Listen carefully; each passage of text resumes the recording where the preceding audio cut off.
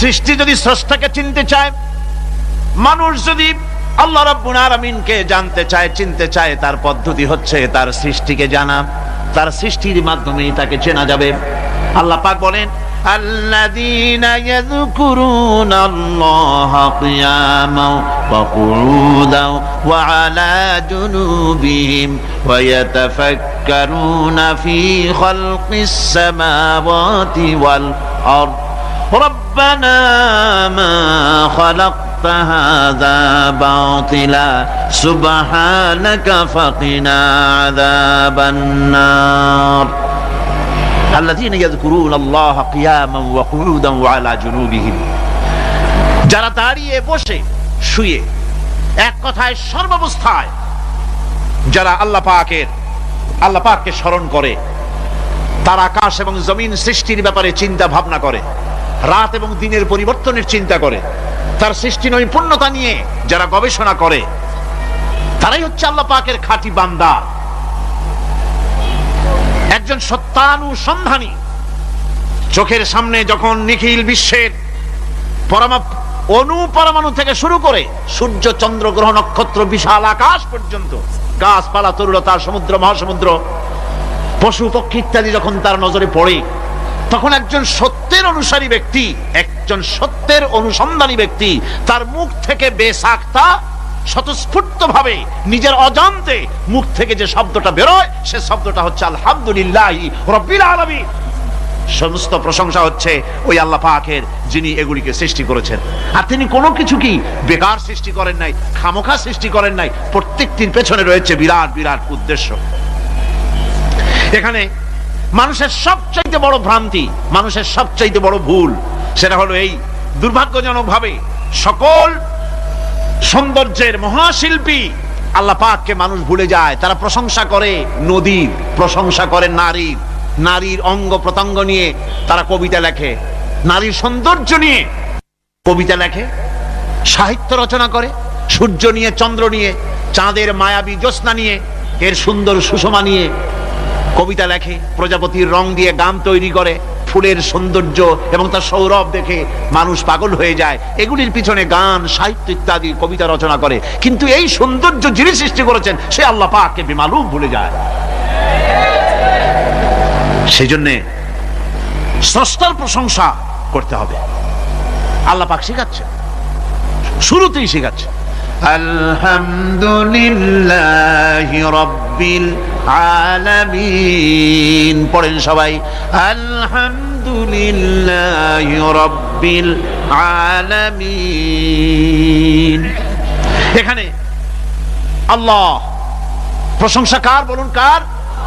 আল্লাহ নয়, আল্লাহ, আল্লাহ পাকের প্রশংসা। আল্লাহ হচ্ছে ইসমে জাত। আল্লাহ কি? ইসমে জাত। কোন ধরনের অনুবাদ দিয়ে আল্লাহ শব্দের ব্যাখ্যা বুঝানো যাবে না। আল্লাহ এটাকে যদি সৃষ্টিকর্তা লেখা হয়, তাহলে আল্লাহ শব্দের হক আদায় হবে? সৃষ্টিকর্তা বলতে তো বুঝাই যায়, তা তো আছে খালেক, সৃষ্টিকর্তা না, সে নাম কি? খালেক। আল্লাহ এটাকে কোনো অনুবাদ দিয়ে সৃষ্টিকর্তা বলে বোঝানো যাবে না। আল্লাহ হচ্ছেন এমন, পৃথিবীতে যত ধর্মের লোকেরা তাদের স্রষ্টাকে ডাকে, কেউ বলে ভগবান, কেউ বলে ঈশ্বর, কেউ বলে পরমেশ্বর, কেউ বলে বিধাতা, কেউ বলে গড, কেউ বলে জিহোবা। বলেন এরকম? কথা না বললে বুঝি কি বলে? এর প্রত্যেকটি শব্দের প্রতিশব্দে স্ত্রীলিঙ্গে অন্য শব্দ আসবে। ভগবান বললে কি হবে? ভগবতী। ঈশ্বর বললে ঈশ্বরী। পরমেশ্বর বললে পরমেশ্বরী। বিধাতা বললে বিধাত্রী। গড বললে গডেস আসবে। এখন গড আরো বেকায়দা। গডটারে যদি উল্টায় দেন, এমন সর্বনাশ হবে যা বলার মতো না। আর এই শব্দ দিয়েও বোঝার উপায় নাই যে তারা কি বলতে চায়। শব্দকে খণ্ডিত যদি করা হয় তাও বোঝা যাবে না যে কি বলতে চায়। অথচ আল্লাহ পাক হচ্ছেন, আল্লাহ পাকের নাম হচ্ছে এমন একটি নাম, আমাকে যদি কেউ বলে যে অন্য কোনো ব্যাখ্যা চাই না, আল্লাহ দিয়ে আল্লাহরে বুঝায় দেন, তো আল্লাহ দিয়ে আল্লাহরে বুঝানো যাবে? এরকম কোরআনে কারিমের মধ্যে আল্লাহ আয়াতে কারিমা সেট করে রেখেছেন। সুবহানাল্লাহ। যদি আপনারা বলেন আমাকে যে আল্লাহ দিয়ে আল্লাহর পরিচয় করায় দেন, তো আমি বলবো আল্লাহ রাব্বুল আলামিন কোরআনে কারিমের মধ্যে বলেছেন আল্লাহু লা ইলাহা ইল্লা হুয়াল হাইয়ুল কাইয়্যুম। কোন সূরা আছে, কোন আয়াতে?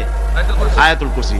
পড়তে ইচ্ছা করে না? পড়েন আমার সাথে, আল্লাহু লা ইলাহা ইল্লা হুয়াল হাইয়ুল কাইয়্যুম। আল্লাহ হচ্ছেন তিনি যিনি ছাড়া কোনো উপাস্য নাই, কোনো ইলাহ নাই, কোনো মাবুদ নাই যিনি ছাড়া, আর কোনো ইবাদতের মালিক নাই, আর যিনি হচ্ছেন সদা জাগ্রত চিরঞ্জীব, সার্বভৌমত্বের একচ্ছত্র মালিক, যিনি সদা জাগ্রত চিরঞ্জীব, তিনি হচ্ছেন আল্লাহ। এখন কেউ যদি বলেন আল্লাহ অক্ষর কি, এক একটা অক্ষর বাদ দিয়া আল্লাহরে চিনায় দেন, তাও চিনানো যাবে। আল্লাহর প্রথম অক্ষর যদি বাদ দেন কি থাকবে? কোরআনে কারীম বলছে তা দিয়েও বোঝা যাবে লিল্লাহি মা ফিস সামাওয়াতি ওয়া মা ফিল আরদ। আল্লাহ হচ্ছেন তিনি যার জন্য আকাশ আর জমিন, আকাশ এবং জমিনের একচ্ছত্র মালিক, এর মাঝখানে যা কিছু আছে সব কিছুর মালিকানা যার হাতের মুঠায়, তিনি আমার আল্লাহ। তিনি কে? আল্লাহ। এরপরে যদি বলেন আরেকটা নাম ছেড়ে দেন, আলিফ সাল্লাম একটা নাম ছেড়ে দিলাম, তাহলে কি থাকলো? লাহ থাকলো, দুইটা অক্ষর থাকলো লাহু। এই লাহু দিয়েও আল্লাহ রাব্বুল আলামিনের সিফাতকে, তার গুণকে বোঝা যাবে। লাহু মাকালিদুস সামাওয়াতি ওয়াল আরদ। আল্লাহ পাক বলেন আসমান এবং জমিনের রিজকের চাবিকাঠি আল্লাহ পাকের হাতে, যাকে খুশি তিনি পর্যাপ্ত রিজেক দান করেন। কেউ যদি বলেন লামটাও ফালায় দেন, লামটাও ছেড়ে দেন, দিলাম নাম একটা ছেড়ে, থাকলো কি? একটা অক্ষর থাকলো হু। এই হু দিয়ে আমার আল্লাহরে চেনা যাবে। ওয়া হুয়াল গফুরুল ওয়াদুদুল আরশিল মাজিদ ফাআলুল লিমা ইউরিদ। আমার আল্লাহ হচ্ছেন তিনি যিনি ক্ষমাশীল, যিনি দয়াবান, যিনি বান্দাকে মহব্বত করেন, যিনি হচ্ছেন আরশে আজিমের মালিক, তিনি হচ্ছেন সেই মহান সত্তা যিনি যা খুশি তাই করতে পারেন। সুতরাং আল্লাহ হচ্ছেন এমন এক লফজ, এমন এক নাম, এমন এক ইসমে জাত যার কোনো বিকল্প নাই, যা অনুবাদ করে আল্লাহকে স্রষ্টা বললে এটা সারবে না, সৃষ্টিকর্তা বললে সারবে না। আল্লাহ পাকের নামের বিরাট বিশাল ব্যাপক অর্থ রয়েছে। সুতরাং আল্লাহকে আল্লাহই বলতে হবে। আল্লাহকে কি বলতে হবে? আল্লাহ আল্লাহ আল্লাহ। কত মজাই নামে, সুবহানাল্লাহ বিহামদি, কত মজাই নামে। দেখেন আল্লাহ রাব্বুল আলামিন এমন রব, বাংলাদেশের কুকুর আর আমেরিকা ইউরোপের প্রধান দেশের কুকুর একরকম নয়। আমাদের দেশের পশু ইউরোপ আমেরিকা শীত প্রধান দেশের পশু একরকম নয়। তার কারণ হলো আমাদের দেশে শীত কম, নাতিশীতোষ্ণ অঞ্চলের মধ্যে খানিকটা পড়ে যায়। এখানে পশুদের গায়ে কম পশম থাকলে কোনো অসুবিধা নাই। ভেড়া, ঘোড়া, কুকুর, বন্য প্রাণীকে কেউ তো কম্বল দেয় না, ল্যাপ দেয় না, রাজাই দেয় না, খাতা দেয় না, চাদর দেয় না। আল্লাহ রাব্বুল আলামিন তিনি এমন রব, শীত প্রধান দেশের পশুদের গায়ে পশম দিয়া চিরস্থায়ী কম্বল জড়ায় দিয়েছেন। এর নাম হচ্ছে রব। প্রতিপালনের পদ্ধতি কি সুন্দর করে তিনি প্রতিপালন করছেন, কি সুন্দর করে তিনি পশু পক্ষীগুলিকে তাদের আহার জোগাড় করছেন, প্রতিপালন করছেন। তিনি রব, মানুষকে সৃষ্টি করেছেন, আমাদেরকে সৃষ্টি করেছেন, সব চাইছেন। সুবহানাল্লাহ বিহামদিহি, সকল প্রয়োজন মিটিয়েছেন, একটা জিনিস বাদ রাখেন না। আমাদের মুখে দাঁতের দরকার ছিল, মায়ের পেট থেকে দাঁত নিয়ে আসিনি। মায়ের পেট থেকে আসার পরে আমাদের খাবারের দরকার ছিল। লক্ষ্য করেন রব কারে বলে, লক্ষ্য করুন। মায়ের পেটের মধ্যে যখন ছিলাম ওখানে কোনো রোগের জীবাণু ঢুকতে পারে নাই। ফি করারিম মাকিন, একটি সুরক্ষিত জায়গায় আল্লাহ রাব্বুল আলামিন বাচ্চাকে রেখেছেন, যেখানে কোনো সর্দি হবে না, জ্বর হবে না, সর্দি হবে না, ব্রঙ্কাইটিস হবে না, ডায়াবেটিস হবে না, প্রেসার হবে না। মায়ের পেটের মধ্যে বাচ্চাকে এমন জায়গায় আল্লাহ যত্ন করে রেখেছেন। এই বাচ্চা যখন মায়ের পেট থেকে বেরিয়ে এলো, তখন তার পরিবেশ অত্যন্ত খারাপ, এখানে পলিউশন আছে, এখানে কার্বন ডাই অক্সাইড আছে, এখানে বিষাক্ত হাওয়া আছে, এখানে দূষিত আবহাওয়া রয়েছে। প্রতি মুহূর্তে রোগ তাকে হামলা চালাতেছে। এই রোগের থেকে সে বাচ্চা বাঁচবে কি করে? এর জন্য রব্বুল আলামিন তিনি এমন রব, মায়ের বুকের মধ্যে যে খাবার তৈরি করলেন বাচ্চার, ওই খাবারের মধ্যে বাচ্চার ওষুধ আল্লাহ পাক বানায়া দিলেন। মায়ের বুকের দুধ শুধু দুধ নয়, এটা ওষুধ। সুবহানাল্লাহ। এটা খাদ্য, এটা ওষুধ, এটা ভিটামিন, এটা ক্যালসিয়াম, এটা কার্বোহাইড্রেট, যা দরকার বাচ্চার জন্য সব আল্লাহ মায়ের দুধের মধ্যে দিয়ে দিলেন। যতক্ষণ বাচ্চা পেটে ছিল দুধ ছিল ঘন, যখন বাচ্চা মায়ের পেট থেকে বেরিয়ে এলো দুধটা হয়ে গেল পাতলা। এই পাতলা দুধটা খাবে, ওষুধ আছে এর মধ্যে, ভিটামিন আছে, খাইতে যেন বিস্বাদ না হয় একটু মিষ্টি দিয়ে দিলেন আল্লাহ, যাতে বাচ্চা মুখ ফিরায় না নেয়, সেজন্য খাইতে চায়। তারপরে যখন বাচ্চার হাড্ডি খেতে হবে, মাছ খেতে হবে, গোশত খেতে হবে, দুধের আর দরকার নাই, তার শরীরের ভিতরে রেজিস্ট্যান্স, রোগ প্রতিরোধক শক্তি তৈরি হয়েছে, এখন আরো ভালো খাবার দরকার। আল্লাহ রাব্বুল আলামিন মায়ের দুধকে শুকায় দিলেন, চুষলো আর পাওয়া যাবে না, দুধ শুকায় গেছে, এখন বাইরের খাবার খেতে হবে।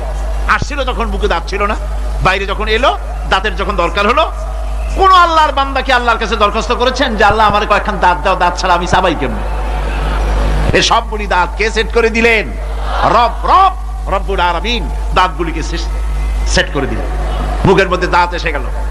আল্লাহ রাব্বুল আলামিন শরীরটাকে সাজিয়ে গুছিয়ে, হিউম্যান বায়োলজি যাকে বলা হয়, এই শরীরকে যে সুন্দর করে আল্লাহ পাক তৈরি করলেন বলে শেষ করা যাবে না, কত সুন্দর করে আল্লাহ পাক বানিয়েছেন।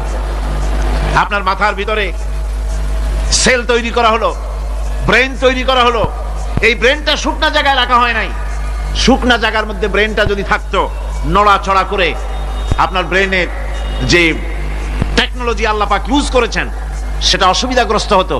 এই জন্য ক্রিম যেভাবে পানির মধ্যে ভাসা থাকে, পানির মধ্যে ভাসমান ক্রিম মাখন যেভাবে রাখা হয়, সামান্য পানির মতো করে এর ভিতরে ব্রেনটাকে রাখা হয়েছে।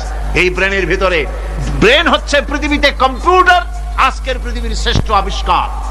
কিন্তু মানুষের মাথায় যে কম্পিউটার আল্লাহ পাক দান করেছেন, এই কম্পিউটারের সামনে দুনিয়ার কম্পিউটার এতিম। এবার লন্ডন গিয়েছিলাম, প্রত্যেক বছর 1.5 মাস 2 মাস সময় পাই, কিন্তু আপনারা দোয়া করেছেন এখন পার্লামেন্টে সময় দিতে হয় বেশি, বিদেশের সফর কমে গিয়েছে। 10 দিনের জন্য গিয়েছিলাম, ওরা আমাকে একটা ডায়েরি দিল, সেই ডায়েরিটার ভিতরে ডিজিটাল ডায়েরি, এই ডায়েরির মধ্যে তারা বলল যে এরকম, এই যে কাগজটা আপনারা দেখতে পাচ্ছেন, এই রকমের কাগজের 10 লক্ষ পাতা লিখতে যত কাগজ লাগে, এরকমের 10 লক্ষ পাতার লেখা ছোট্ট এই ডায়েরিটার মধ্যে ঢুকাই দেওয়া যায়, 10,000 টেলিফোন নাম্বারের মেমোরিতে তুলে দেওয়া যায়। এটা হচ্ছে লেটেস্ট আবিষ্কার। কিন্তু আল্লাহ পাক মানুষের যে ব্রেনটা তৈরি করলেন, পৃথিবীতে যা আছে এ সব কিছু একটা মানুষের ব্রেনের মধ্যে, সমস্ত তথ্য, সমস্ত ফ্যাক্টস মানুষের মেমোরির ভিতরে ঢুকাবার পরেও আরো লক্ষ লক্ষ জায়গা বাকি থেকে যাবে, শূন্য থেকে যাবে, যা পূরণ হওয়ার নয়। এত বিশাল মেমোরি আল্লাহ পাক তার মানুষের মাথার মধ্যে তৈরি করে দিয়েছেন। সুবহানাল্লাহ বিহামদি। দেখুন অবস্থাটা কি, আল্লাহ তার মানুষকে কিভাবে, রব কাকে বলে, রব কারে বলে, সুবহানাল্লাহ বিহামদি। চোখের সামনে রাস্তা দিয়ে চলতে গিয়ে চোখের সামনে সাপ দেখলেন, চোখ দেখার কাজ করেছে, চোখ কি করেছে? দেখার কাজ করেছে। এখন কি করবে? চোখ কিন্তু দেখে বসে থাকে নাই, চোখ দেখা মাত্রই ট্রান্সমিট করেছে ব্রেনকে। ব্রেন সাথে সাথে অ্যাকশন নিতে বলেছে হাতকে আর পাওকে। হাতে লাঠি থাকলে পিটাও, লাঠি না থাকলে পাকে বলেছে দৌড় মারো।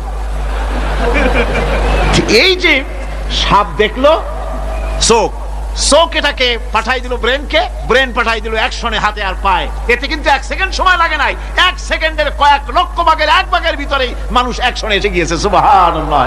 এর নাম হচ্ছে রব। এর নাম কি? তার অফুরন্ত সৃষ্টি। মানুষের হার্ট তৈরি করেছেন, চোখ তৈরি করেছেন। চোখে কিন্তু আমরা নেগেটিভ দেখি, চোখে আমরা কি দেখি? নেগেটিভ দেখি। এই নেগেটিভটা চোখ ক্যাচ করে ব্রেনের ভিতর থেকে পজিটিভ হয়ে কে বের করে দেয়? সুবহানাল্লাহ বিহামদি। কানে অসংখ্য শব্দ শুনি, কিন্তু কোন শব্দ তো জড়ায় যায় না। অসংখ্য শব্দ আমরা শুনি, যেমন রেডিও, রেডিও ঘুরাচ্ছেন, 9 ব্যান্ড রেডিও অথবা এর থেকে